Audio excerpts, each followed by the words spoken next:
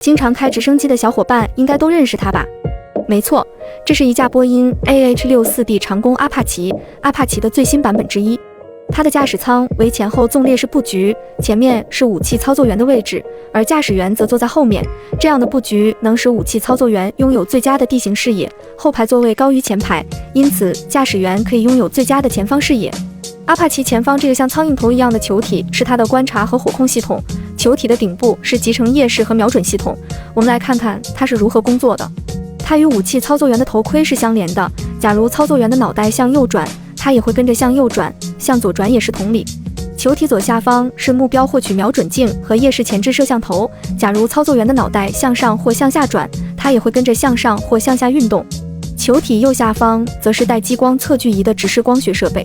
整个球体都与机腹的30毫米 M230 链炮相连接，该链炮的射速为每分钟600发，射程约3000米。链炮的左右偏转角度可达86度，向下偏转60度，向上11度，偏转由武器操作员的头盔控制。这种控制方法的好处是，即使直升机的机头没有指向目标，操作员也可以第一时间将武器对准目标。接下来让我们看看链炮和导弹是如何发射的。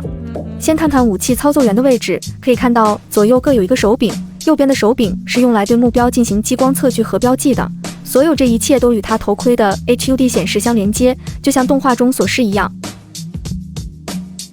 左侧的手柄是武器控制系统，一旦武器操作员锁定目标，他按下扳机，便可以操作 M230 链炮开火了。30毫米的链炮可以轻松摧毁各种轻型装甲车，甚至坦克。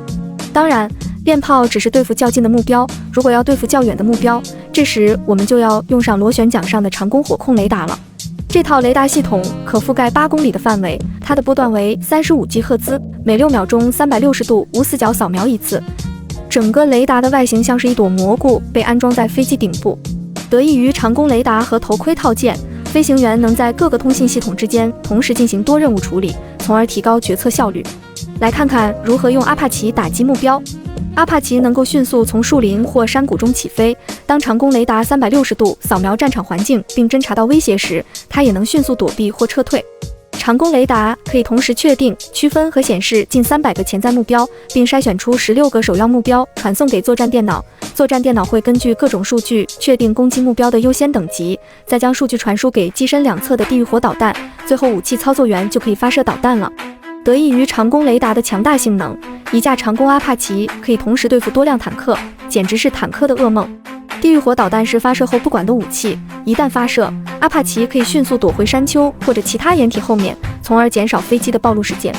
阿帕奇搭载2台通用动力的 P700-701C 涡轮轴发动机，来看看它们的工作原理。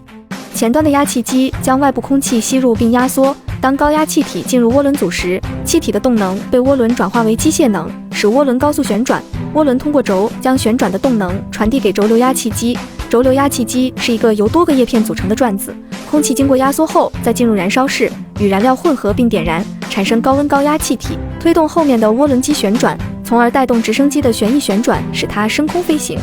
变速箱安装在2具引擎中间，与阿帕奇的旋翼轴相连接。变速箱尾部连接着一根长长的传动轴，这根轴为阿帕奇的尾桨提供动力。